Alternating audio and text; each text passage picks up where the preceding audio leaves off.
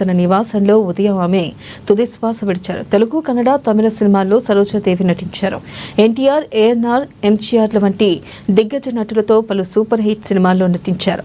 1942లో కర్ణాటకలో జన్మించిన సరోజాదేవి 13 ఏళ్ల వయసులోని ఇండస్ట్రీలోకి అడుగుపెట్టారు. 200కు పైగా సినిమాల్లో ఆమె నటించి గుర్తింపు తెచ్చుకున్నారు. ఇక తెలుగులో ఇంటికి దీపం, ఇల్లాలు, మంచి చెడు, దాగుడు మూతలు వంటి హిట్ సినిమాల్లో నటించి అభిమానులను సొంతం చేసుకున్నారు.